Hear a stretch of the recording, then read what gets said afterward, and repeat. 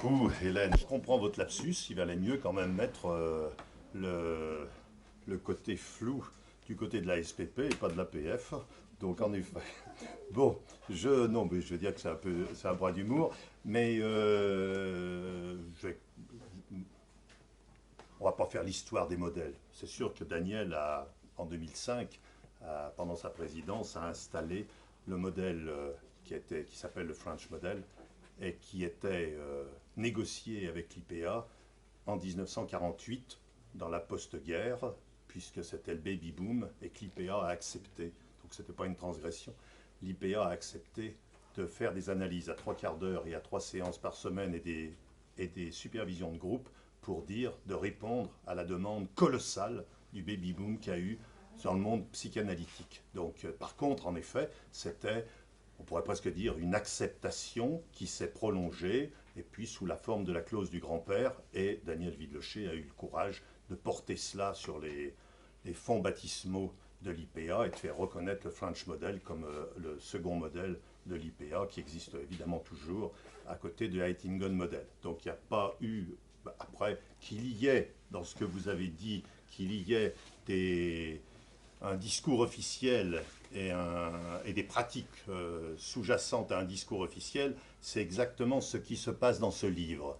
Il y a une vie institutionnelle officielle qui n'est pas sans sa valeur, et puis il y a par moments, tel que l'a décrit Manuela, il y a une vie institutionnelle où l'officieux prend le premier plan, c'est ce qu'elle décrit dans la fiction qu'elle nous apporte, qui est absolument remarquable, ces petits moments de fiction dans lesquels on ne peut que se reconnaître, mais en même temps, dans une vie institutionnelle habituelle, le plan de la gestion, du management que Daniel Vidlechet évidemment connaissait très bien, il y a en même temps, de façon sous-jacente, tout ce qu'elle décrit, qui est continuellement et tout le temps là, parce que ça fait partie de la séméiologie des institutions et que c'est inévitable.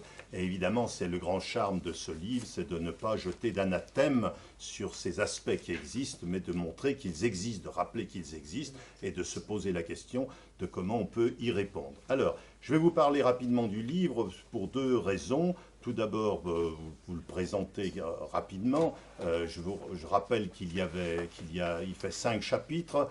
Qu'est-ce que le fanatisme? Le fanatisme dans la psychanalyse, des groupes au sein des institutions, respect et dignité dans la psychanalyse, mais respect et dignité de la psychanalyse aussi. Elle l'écrit. De la psychanalyse, elle a raison. Peut-on combattre, puisque c'est bien la psychanalyse qui est visée dans ses destructivités, ou dans son meurtre du père, le père devenant la psychanalyse elle-même, peut-on combattre, le dernier chapitre, le fanatisme? Alors, je participerai avec vous à la discussion, parce que c'est une discussion absolument fondamentale de voir comment ces aspects institutionnels, d'où ils viennent, au niveau... En quoi faire de l'institutionnel quand on est psychanalyste nous apprend sur le fonctionnement psychique, je le dirais comme ça, parce qu'il y a des aspects en nous-mêmes qui ne peuvent se révéler que dans le rapport au groupe. Et il ne s'agit pas de régression. Je ne pense pas qu'il s'agisse de régression. Je pense qu'il s'agit véritablement que quand on est dans un rapport au groupe, ce n'est pas qu'on abandonne, même si on pourrait le discuter en termes vis-à-vis du surmoi individuel et du surmoi collectif. Mais sur le plan, il y a des potentialités qui ne peuvent apparaître véritablement qu'en groupe. Pour dire un mot un peu brutal, en tant qu'individuel, on ne peut que devenir un serial killer. On ne peut que devenir un meurtrier en série, on tue 20 ou 30 personnes, puis on finit par soi-même s'auto-dénoncer ou s'auto-suicider, puisque le meurtre mène à sa propre mort. Mais quand on est dans un groupe, les humains sont capables de faire des génocides. Vous voyez quand même l'écart de la dimension, et on n'est pas capable de faire des génocides tout seul. Donc voilà, c'est simplement pour vous montrer. Par contre, ça pose des énigmes énormes. Qu'est-ce qu'il y a en nous, en chacun de nous, qui peut s'appeler psychologie collective, mentalité de groupe, communauté de déni, selon les auteurs auxquels on se réfère, ou psychologie de masse, évidemment. J'ai gardé ce mot très fortement pour la fin, parce que je pense que Manuela nous parle de la dimension de masse à travers son qu'est-ce qu'il y a en nous qui fonctionne sur ce registre-là, qui est toujours prêt à fonctionner sur ce registre-là et qui ne peut s'exprimer, s'exploiter, se potentialiser, comme on dirait dans les médicaments, se potentialiser qu'en groupe. Voilà, donc c'est une grande question.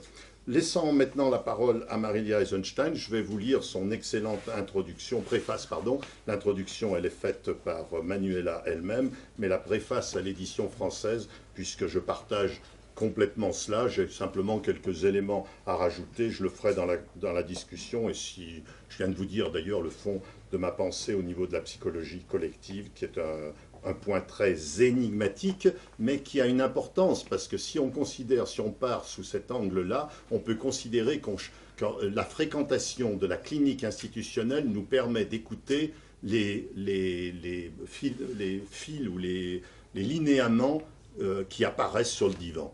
Donc ça enrichit notre écoute du divan. Et à ce moment-là, il y a une espèce d'écoute de l'institutionnel en chacun de nos patients et de nous-mêmes qui peut prendre place, et ça devient intéressant, parce que c'est tout le problème. Il est certain qu'on ne va pas empêcher les phénomènes de groupe d'exister par l'analyse individuelle, mais par contre, si on envisage la clinique, que la vie institutionnelle apporte une clinique, on peut l'écouter en séance et donc avoir aussi une intervention analytique dessus. Alors, Marilia Eisenstein. Paru d'abord en anglais en 2013, le livre de Manuela Utria-Robles est un petit chef-d'œuvre de courage et de liberté de pensée. Psychanalyste pour enfants et spécialiste de l'analyse des groupes, ancienne présidente de la Société psychanalytique de Madrid, Utria-Robles fut également représentante de l'Europe au sein du Conseil de l'Association psychanalytique internationale. Les différentes fonctions qu'elle a exercées expliquent sans doute l'acuité de son regard sur les sociétés psychanalytiques. Elle montre la vulnérabilité de ces institutions où, contrairement à l'esprit de l'analyse, peuvent régner l'intolérance, le fanatisme sous toutes ses formes et ce que l'autrice nomme le terrorisme intellectuel.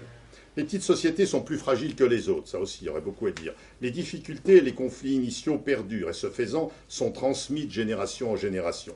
Pour avoir dirigé le comité des nouveaux groupes de l'Association psychanalytique internationale, je confirme en effet reconnaître que les conflits des débuts, loin de s'apaiser avec le temps et soumis à la compulsion de répétition, ont tendance à se reproduire inlassablement.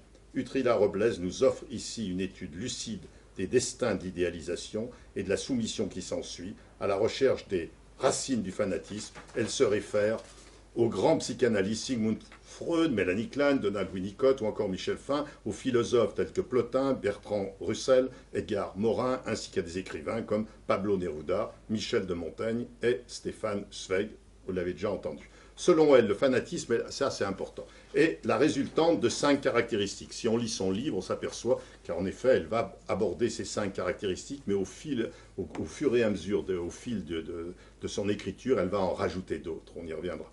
D'abord, le premier, dogmatisme, manque d'esprit critique, manichéisme et radicalité, haine des différences, volonté de puissance.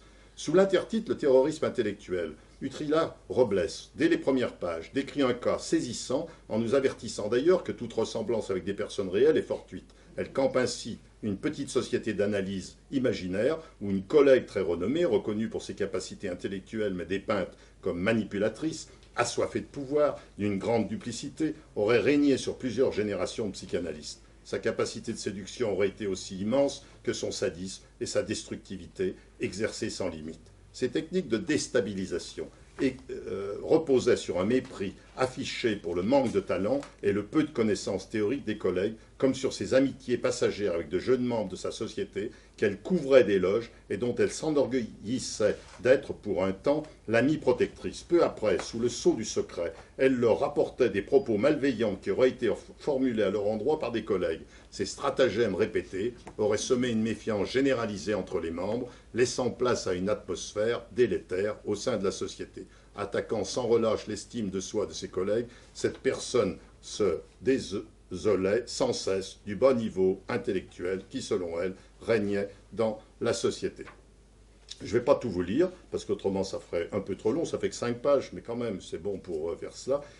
Voilà. L'intérêt de cette description est également de mettre en lumière l'autre face. Ça, c'est très important. C'est, je dirais, moi je l'appellerais la construction du charisme et la construction des personnages charismatiques. Parce que le personnage charismatique, on lui prête des qualités, à mon avis, il n'en a pas beaucoup, mais en tout cas, il a une conjoncture qui fait que le groupe a absolument besoin, ce que j'introduirais, que Manuela n'utilise pas, de mécanismes antitraumatiques. Donc c'est le groupe lui-même qui va élire et exacerber et faire monter un ou des personnages qui vont être traités de charismatiques pour assurer leur logique antitraumatique, c'est-à-dire mettre à plat l'ensemble des éprouvés de manque, les éprouvés traumatiques et des éprouvés de manque, des vécus de manque qu'ils peuvent ressentir, d'où l'aspect apparemment mégalomaniaque qui n'est que le colosse au pied d'argile. Voilà, donc l'autre aspect qu'elle décrit, sa description est également de mettre en lumière l'autre phase du phénomène, c'est-à-dire l'extrême soumission de la plupart des analystes,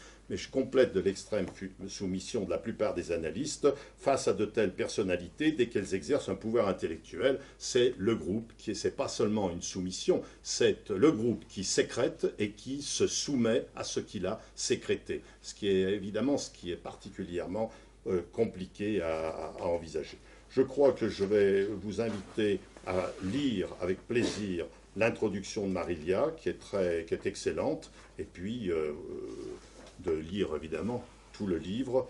Moi, je préférerais, si Milanos et Hélène sont d'accord, qu'on ouvre la discussion avec le groupe et vous autres. Alors, j'ai bien entendu la petite phrase de Milanos, Minagros, pardon, oui, Minagros, excuse-moi. Je connais depuis nombreuses années, et qui consiste à dire qu'elle n'est pas sûre de pouvoir rentrer à Madrid demain, donc je ne suis pas sûr non plus de pouvoir retourner, on n'est pas sûr de pouvoir retourner dans nos sociétés si on exprime clairement nos pensées ce soir, mais bon. On est enregistré. On est enregistré, filmé, donc dénoncé. Voilà. Bon, mais c'est vrai que de toute façon, la psychanalyse étant la science du soupçon, on est soupçonné de pouvoir aussi essayer de s'intéresser aux mécanismes mentaux qui sont impliqués et qui sont impliqués d'une façon qui est, je dirais, largement nuisible. Et du côté des nuisances, tant pour les membres, les élèves, n'en parlons pas, mais la psychanalyse elle-même, je dis bien, c'est la psychanalyse elle-même qui est visée, d'abord et avant tout pour moi. Allez, hop, ça suffit pour l'instant. Si certaines personnes veulent prendre la parole, ça sera avec grand plaisir.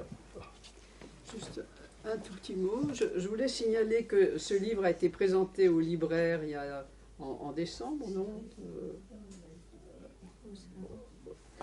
Le livre, c'est ça, que ni Manuela, ni Marília, ni moi-même ne pouvions y être parce qu'on était toutes les deux avec un problème de santé ce jour-là, et que nous avons été extrêmement bien représentés par François Villa.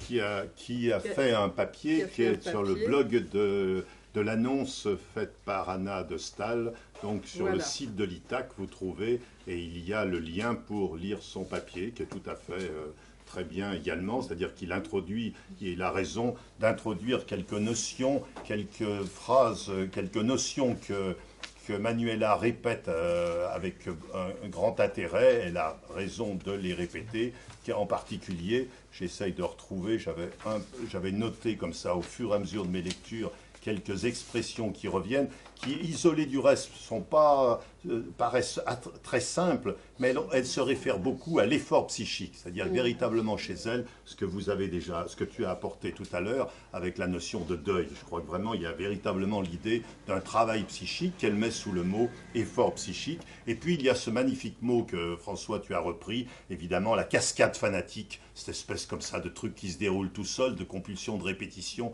du fanatisme qui démarre et puis qui est plus... D'ailleurs elle le dit très très bien dans son livre, elle dit très bien qu'il s'agit d'aller chercher les germes du fanatisme, qu'une fois que le processus s'est déclenché dans une société, il n'y a pas bien moyen de le détourner. Et mes expériences institutionnelles m'ont prouvé la même chose. C'est-à-dire que ça peut durer 5 ans, 10 ans, 20 ans, et parfois, même au bout de 20 ans, le mouvement continue à exister. Et alors, oui, puis d'autres choses, réseau de préconception, c'est très important pour elle, et puis évidemment l'humilité qu'elle mêle l'adjectif intellectuel, mais je pense quand même que connaissant Manuela, c'est une humilité plus fondamentale et morale et éthique que simplement intellectuelle. Une dernière chose que j'aimerais rajouter, que je suis sûr qu'elle serait d'accord, c'est que je suis sûr que n'importe qui pourrait lire ce livre, même ceux qui sont pris dans les mouvements fanatiques, on peut se poser la question, et ils seraient d'accord avec elle. Gros problème. Ça n'est pas sûr. Gros problème. Pour moi, en tout cas, c'est mon expérience sur la discussion, les discussions qu'on peut avoir avec beaucoup de collègues sur les logiques groupales et institutionnelles, fait qu'on arrive tous à se regrouper et en même temps, on est sûr que c'est l'autre qui est pris dedans et pas soi et vice-versa. Donc il y a là un vrai problème presque épistémologique d'évaluation, d'épreuve de réalité des logiques institutionnelles et du discours sur les logiques institutionnelles. Bien, allez, à vous.